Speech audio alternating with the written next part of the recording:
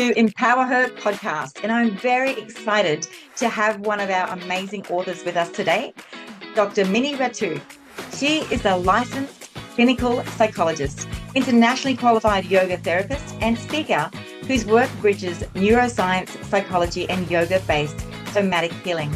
She is based in San Diego. She specializes in the neuroscience of stress, trauma, anxiety, and high performance well-being. She helps individuals move from chronic stress and survival mode into clarity, resilience, and embodied confidence. Welcome to Empower Her podcast, and I'm very excited to have one of our amazing authors with us today, Dr. Rattu, The Fire That Shaped Me. A journey of embodied leadership, self-trust, and returning home to myself. And Dr. Minnie, you say a woman becomes unshakable the moment she stops abandoning herself. I did not become a leader because someone handed me a title. I became a leader the moment I stopped betraying my own knowledge and knowing. So let us know a little bit more about that. Thank you. And a big welcome. Yes, well, thank you so much for having me. I'm really excited to be here and grateful for this opportunity. So my chapter, The Fire That Shaped Me, it's not a story about being perfect. It's been a journey, even for myself, about coming home back to my own body, to learning how to trust myself, and also for others, to learning to trust the parts of ourselves that we learn to silence just to survive.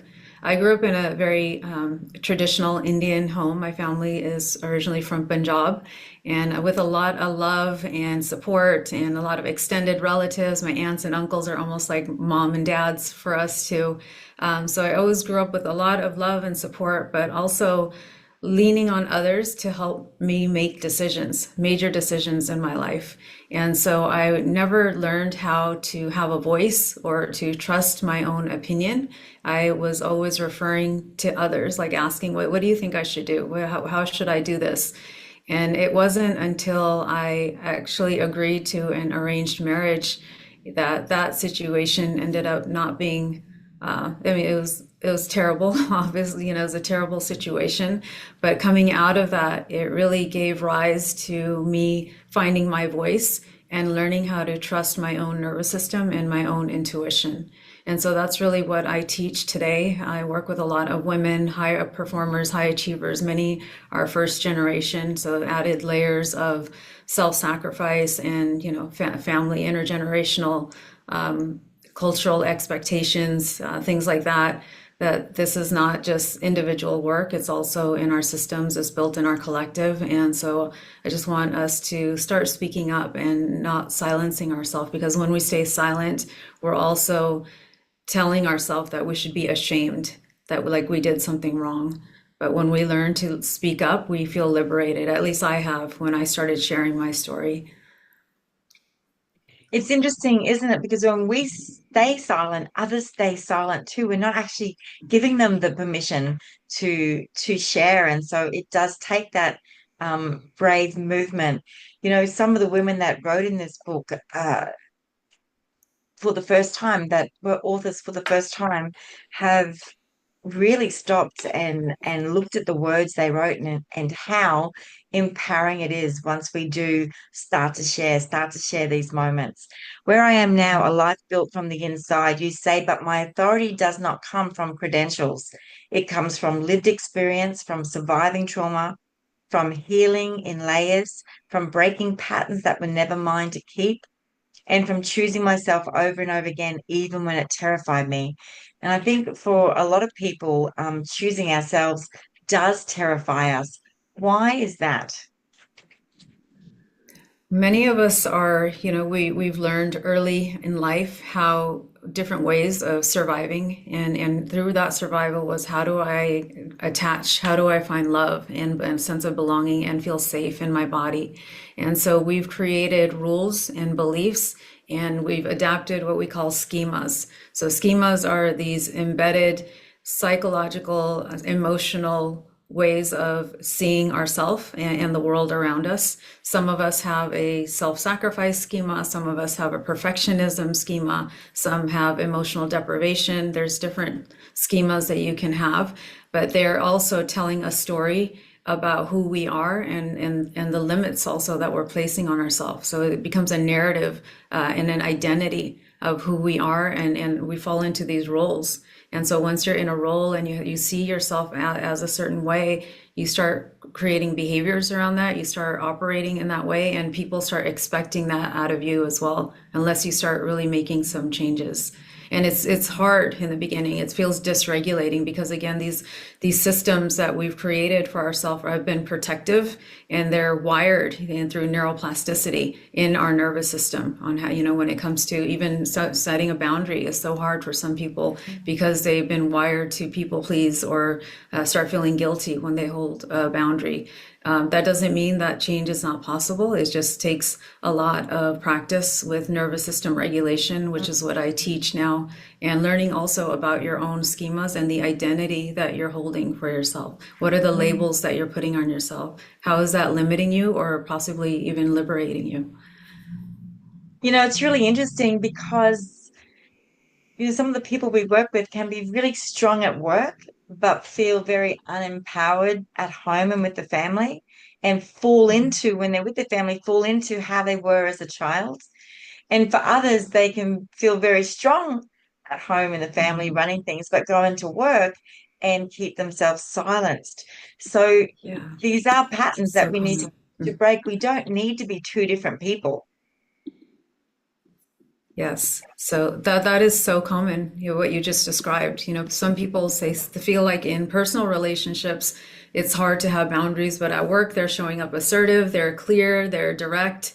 So it is context specific. It depends on where somebody feels safe or so if they're not feeling safe then it's going to be more difficult to make the change. So if you've created a role and an identity in your family system as being the reliable one, being the responsible one, being the one that's always over functioning and accommodating, then there's also a system that's built around that. So there's the expectations of others are that you will show up in that way. If you're in a family, like especially in a family system where there's expectations or there's history in those expectations, like a parent-child role or sibling role, that it's a lot harder to start creating boundaries and start creating change because people are used to seeing you in a certain way. But at work, you're in a different role. You may have an expectation of if you're a director or a manager or whatever your role is, that you're following what the role is. It's not personal. So it feels a lot different for different people. And the goal I really work towards is that where you're living in the same lane no matter who's in the room. So you still show up as your healthy, authentic self. You're still speaking with assertive boundaries. You're still direct and clear, and not abandoning yourself in order to connect, in order to meet other people's needs. And that's when we're feeling the most aligned and the most ourself, because we're not building up resentment and frustration from minimizing our own needs. So I want to take this back and thank you for that because I want to stay here for a moment. And this isn't in the book, but the book is full of amazing things. As parents, what can parents do with the children? See, my parents, I saw them as this big tree. You could climb up and then lay you go out on those branches. And if you fell off, you could get back up again. And I wanted to be that for my children too. Let them have their choices, let them see results of their choices. And if it didn't work, of course, we're still here. We still love you. We're encouraging you for the next thing. Now, I'm not going to say that I did everything right. I'm sure my children will say the same as well. Um, but is it a way to allow them, because they are all very independent in their own right, the three children that I have, and I felt I was very independent and my brother as well in our own right. Is there something that parents can do or not do to help children not go through that process? Or perhaps is it just their behavior style that they will take everything into their future life? Or is there a way of helping free them so that when they come back into the family, they can come back in as whoever they are that they have developed over the years? Yes, it's a great question. I think being a parent is the hardest job in the world because there's just so many layers to it. There's so much nuance, and you're not perfect. You're not going to be the perfect parent. You're not going to get it right all the time. And I see a lot of parents that are really hard on themselves when they're not getting things, perfect.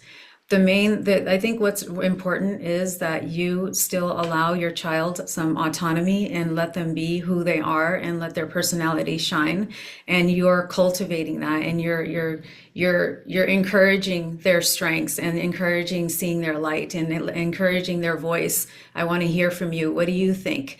And that gives a child confidence. When you're asking them questions, you're asking them to think critically. They see themselves as they matter. And when a child sees themselves as a voice that matters, that carries out into the world. That they're going to be more confident, and they're going to speak up for themselves, and they're going to protect the things and the people that they care about without staying silent or hiding behind shame. And so as a parent, it's more about this. It's not passive parenting where just go let the child do whatever you want, but it's also not this authoritative parenting, which is being so rigid and strict where the child doesn't get to explore who they are. It's a little bit in the middle, what we call authoritarian parenting. And so there's flexibility, there's rules still, but the rules are fair, and the children's emotions and their thoughts are considered when we're creating rules. It's depending on their age, right? So it has to be age appropriate. But knowing, even as a parent, if you're doing conscious parenting, I think the main thing is that am I allowing my child to just feel free and safe to be themselves? Because the nervous system just cares about safety, and the more safe we are as human beings, and especially between a child and a caregiver, if a child feels safe, they're going to be able to explore more. They're going to be able to socially connect and be more creative. They'll become better learners in that nervous system state. But if we're in a stress state, and this is true for all of us, if we're in a stress state, our thinking becomes very rigid, and we put a cap and limits on what we can and cannot do. And even speaking up and having a voice feels that much scarier, feels that much more impossible when we're feeling dysregulated and Oh, unsafe in wow. our body. Yeah. So true. And, they say that a lot of these thoughts, ideas, habits, actions come from up to the age of 7 to 9. Oh, someone said my face is too round, so I'm too fat, I'm too short, I'm too tall. All these things that get said to us, right? But I'll let you look at those. What I am looking at now in your book is the mentor who led me well, my first glimpse of empowered leadership. She didn't empower me Mhm. through grand gestures. She empowered me through presence, attunement, and embodied leadership. She led with clarity without harshness. I think this can be even for us as mothers with our children. Compassion without over-functioning, confidence without ego. A lot of parents that I have worked with have had that, if my child does this, then I'm going to look this way. Or if my child becomes a leader, then I'm going to look this way. It's all around the ego. If they can take that away and let the child be and enjoy life, I think it can make a big difference as well. So all of this that your um, first empowered leaders showed you, I believe, can absolutely work with us as mums with children too. True mentorship, Absolutely. holding space while still challenging me. I love that. Would you like to share a little bit more? Absolutely. I think, but when you have a leader or someone in authority position, so this was a supervisor actually of mine who where a lot of times, when you're in school and you're in these high academic institutions and hospital settings, you're the newcomer, you're the intern, you're listening to everybody else, but that doesn't mean you don't have your own area of expertise or you don't have things to share and to bring. And so this supervisor that I had encouraged she wanted to know more about who I am behind, behind the degree and my personality, what things I was into. And I was able to feel safe enough to start sharing, even my practice of yoga. And I started actually, sharing like how it's been helpful. It's been an anchor for me in my life. And I was also studying more about the science of yoga and meditation as treatment for anxiety, depression. And it had always been a goal of mine when it's far away, when I graduate, when I'm in practice, I want to teach yoga to my patients. And so I shared this with her, and she was so excited that she actually asked me if I would start teaching the patients in the hospital, because we were working in a pain clinic, and I know that it works for chronic pain, and I was already certified. And so I was able to bring that part of what felt personal, like it was part of my things that I was doing when I was off the clock. I was able to bring that at work, and I started learning more about work-life integration. And so this is where I started really feeling good about, like, it's not work-life balance. You're not separating the work and life. You can make it work together. And that's where I felt that I was thriving the most, because I'm not hiding any parts of myself. And that's why even now with my fitness, with my yoga, the work that I do as a psychologist, everything goes hand in hand. And so the program that I created, it embodies all of that, when it comes to movement, mindfulness, your thoughts, your beliefs, yoga, all of it. I created a combined offer where it's integration of all of we can't leave the body out of the picture. And we also, when you're going to the yoga studio, you have to also learn about what's happening, when you're experiencing stress and trauma. So I love to educate on the science of those practices as well. I love that. And this is part of your framework. You know, you say the Yes. impact's immediate with people, clients feel seen, high achievers soften long held armor. I think that's a very big thing. Leaders reconnected with their bodies and intuition. How important. So many Yes. people are just working from the head, or so many working from the heart. But it's really, our body, mind, and soul. We need that integration. Burned out Right. professionals found new pathways. This is fantastic. And there's a time where Yeah. you said that you led poorly. The season my strength became a shield. I said yes when I was exhausted. The listeners might be feeling that, yes, I've done that as well. I held others when I was hurting. And even sometimes Mhm. we hold those people, they're hurting, but they've hurt us and we're holding Mhm. them. I led Yeah. with resilience, but not regulation, Mhm. because I had not yet healed my trauma. So when you led poorly, what was it? What was it like? What was it like for others? When I started to implement the changes in myself, you mean? No, before you did. Before I did. Okay, before Yeah. I did, I felt invisible. I felt small all the time. I felt like I didn't matter. My opinion didn't matter, so I wouldn't ask for anything. I would try to I was like peacemaker, so not trying to cause any conflict, very conflict averse. So even if somebody said something that was offensive, I wouldn't say anything. I would just kind of laugh it off. And it was just allowing people to continue to take advantage, I think, because I didn't know how to say no. I was so afraid to say no. It just felt so beyond how I saw myself. Like I just felt like I couldn't. And now, that I've learned that there's integrity in me saying no, that boundaries are less about saying no to others and more about saying yes to ourselves.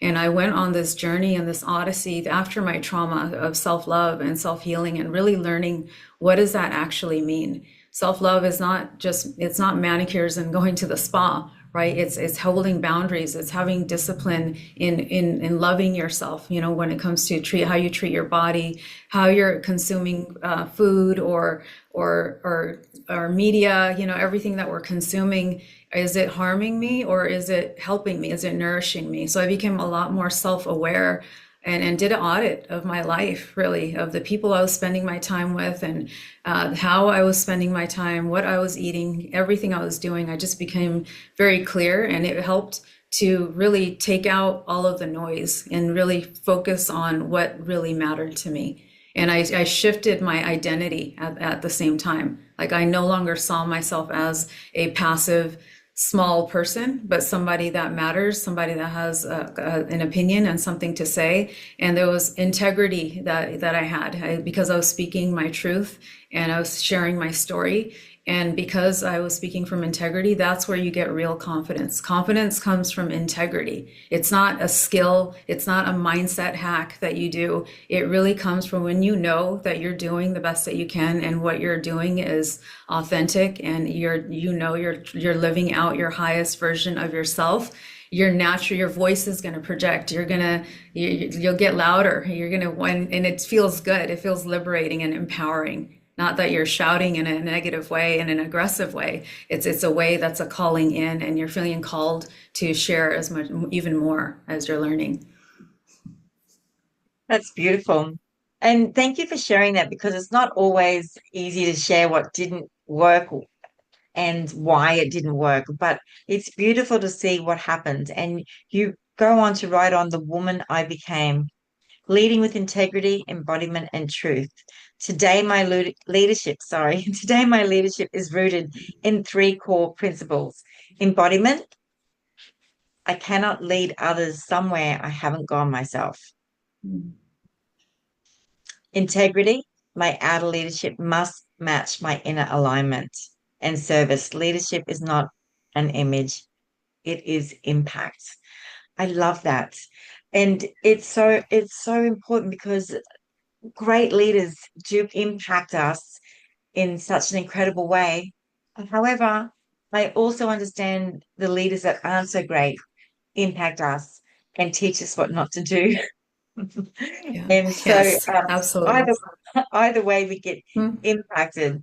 And I love what you Mhm. say, I cannot lead others somewhere I haven't gone myself. And so although Mhm. I guess a lot of the leaders, in past have led people to where we haven't gone, but your integrity is saying that for that embodiment, Mhm. you will teach people and show people what you know works.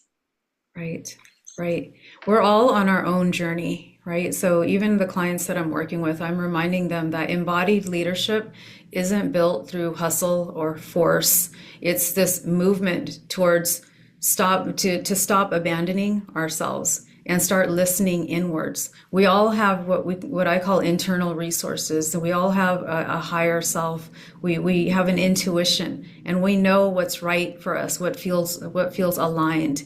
And if we continue to ignore that, override that, we're also contributing to our own angst, right? Our own anxiety in many ways. Not that it's your fault, but it's getting clear on what's contributing to me feeling this way. And so even anxiety and depression, the way I teach it is that these are not bad things. These are just our signals from our body that something needs to change. There's so much intelligence in our emotions and in our sensations because they are signals into how we can figure out what are the underlying needs that my body is asking for. And that requires taking a journey inward. And that's where everybody's going to go a different path, what they gain in through their own internal resources. But my job is to help people to understand that for themselves, that you are ultimately the expert on your own life and your own body. And the more I encourage that, the more supported they feel and the more safe they feel to actually start tuning inward and stop looking externally for the next fix, the next hack, the next doctor, the next pill. Because those are like short term. It's like putting a band-aid, but it's not really getting to the root cause of what needs to change for you. Wow. It's so empowering reading your chapter. This is the book Empower Her. This is the one that I've written all over for my podcast. I really want to thank you. And before we go into your three empowerment tips, is there anything else that you'd like to share on the fire that shaped me? I was just, that this is an invitation for every woman who's ever felt like they didn't have a voice, that they were taught to override themselves to succeed. I want you to know that you are you have it in you to lead yourself from wholeness, from presence, from power. It may require some support, and that's okay. We can't, none of us can do it alone. Even my own journey, it started, with a coach, with a trainer. And so you always, everybody, we all need other human beings that can help us support us. So you don't have to do this alone. I love that. And every year, twice a year, I take myself off to study something that I don't know or something that I'm really interested in that I want to go to the next level, something that I've discovered, because it's so important that we keep learning, that we don't think that we are the walking resource for everything, and that everyone out there can teach us and show us something. So please reach out to Dr. Minnie if you would like to know more and to go through the journey with her as well. So, the three best empowerment and leadership tips for women. One, your nervous system is your leadership superpower. Two, do not lead from the wound, lead from the wisdom. And three, never abandon yourself, not for love, not for leadership, not for belonging. These are so powerful, and we're going to jump into them a little bit now as well. I just wanted to get those three out there. So, your nervous system is your leadership superpower. Tell us a little bit about that. Right. So our nervous system is the command center of the body. It really dictates what you think, what you feel, how you move, how you go about the world, and it's constantly scanning the environment for safety and for threat. And it's doing through a process we call neuroception. And so we're also co-regulating with other nervous systems all the time, meaning we're communicating with other nervous systems. And so if you're not in control of what's going on in your body and with your nervous system, you will feel dysregulated. You'll go into that sympathetic nervous system state, fight or flight, or even freeze, where you're in that dorsal vagal shutdown, and meaning you're completely just feeling withdrawn. And these are just nervous system states, and it's adaptive. So we don't want to pathologize. These are not good or bad. They just are, and we're just learning how to listen and you can identify, this is just the state that I'm in, and what do I need in order to feel safer in my body right now. Because once your nervous system feels regulated and clear, that's when you're going to show up as your best authentic self, because that's when we're in that socially connected stage. We can be more mindful, we're more empathetic, we're able to live a more wholesome life when we're feeling regulated in ourselves. But a dysregulated leader it's going to carry over into the people that they're employing, their own communities, their families, because we are also, as employees, are looking to leaders to regulate. Like, if a leader is not gets anxious or panic or super aggressive and angry and feeling dysregulated, that also dysregulates the system that they're managing.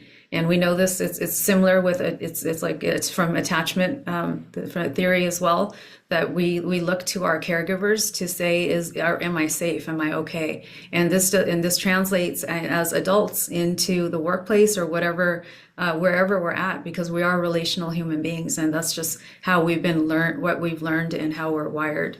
And so because of neuroplasticity, that's the great news, that you can recondition your nervous system to feel safer and to feel more expansive and have more capacity, so that you can handle all of the demands that are coming at you every day. Yeah. I love that you say safety is strategy. So this Yeah. is strategic to make this happen. Yes. Well done. Yeah. Number two, do not lead from the wound, lead from the wisdom. Yes. Sometimes we get stuck in our past or what hurt us, who hurt us, and we accidentally fall into a victim mindset. And it actually happened to me when I first got out of that marriage, which was abusive. At first, I was excited to be back home. I felt free. I felt like I had a second chance at life. And after a few weeks, all of our family, the whole community, everyone kept coming over and kept saying, poor Minnie, oh my gosh, this happened to her. She has a mark on her head for the rest of her life. She's a divorcee. I was 24, 25 years old, and it broke me. I started to see myself as defective. And whatever the way you're seeing yourself, the identity that you carry, it's going to shift your attention and your focus on everything around you. So I stopped seeing opportunities. I stopped seeing the good that was happening around me. And so I think it's really important for us to pay attention to our voice and our self-talk. And what are you what is the story that you're telling yourself about yourself? And even your trauma is a situation, an event that happened, but it's really the meaning that we're making out of the traumatic situation.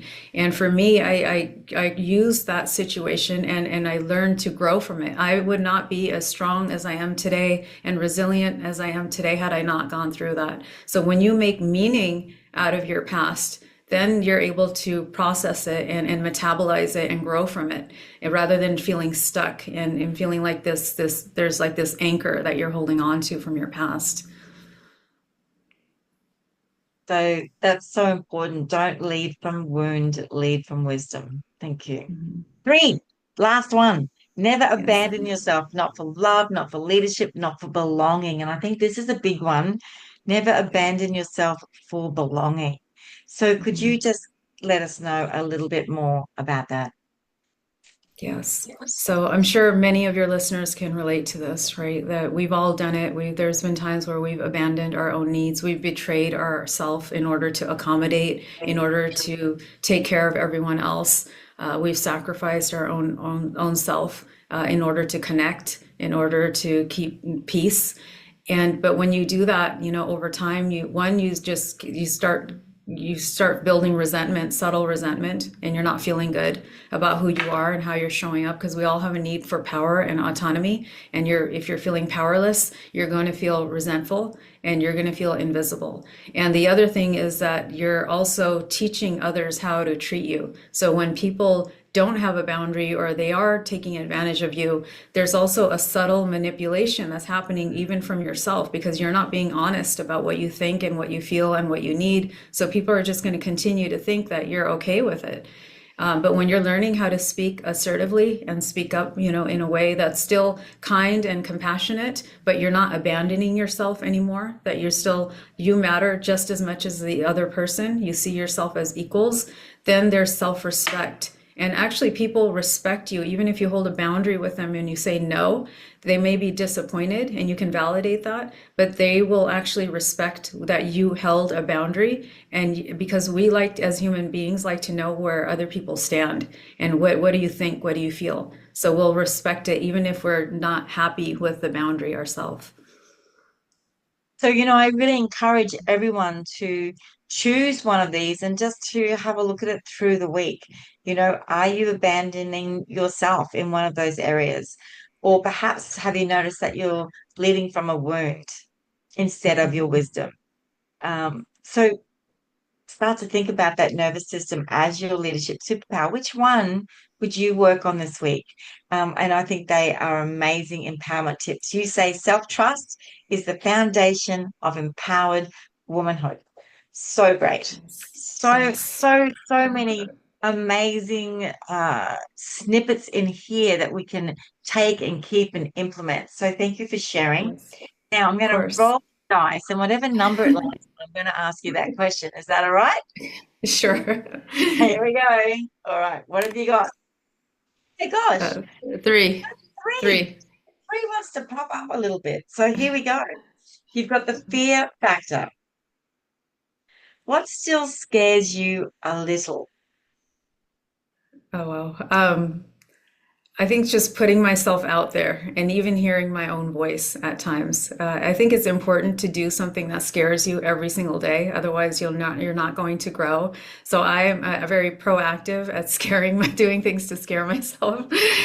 So I'm doing my very first retreat this June in South Africa by myself. I've never done anything like it, but it's exciting. It's like a challenge, right? So that's something that scares me, but it's also exciting. And I'm always looking for, now out new opportunities to speak and to teach and to share everything that I've been learning over the years and things that I've practiced on my own. And it's scary to put yourself out there to, because your people may criticize you, they may judge you, but again, when you have integrity in what you have to share and you know that it's important and somebody may benefit from what you have to share, even if it's just one person, it's completely worth it. So wonderful. Thank you so much for sharing. And Of course. hopefully you will absolutely love New Zealand earlier this year as well. Yes, I can't wait. Yay. Also, so just as we close out this podcast today, everybody, thank you for listening. I hope you've been able to take on board some of the things that have been said. And, I really loved listening to every part of it and even how we can implement this in our lives at home with children. So, in closing, I'm just going to read the last little part from your chapter in the book. You Sure. are allowed to lead your life on your own terms. And the moment you choose yourself fully, fiercely, unapologetically, you become unstoppable.